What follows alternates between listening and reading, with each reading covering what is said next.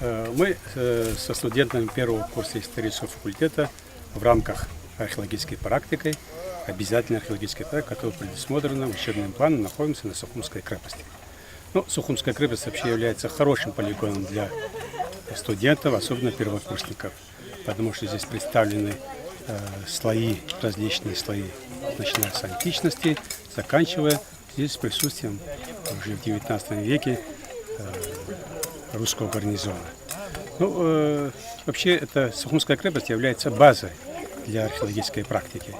В этом году нам не удалось скрыть новые слои, культурные слои, зато мы зачистили, он зарастает обильной такой растительностью, и нам приходится чуть ли не каждый год чистить его.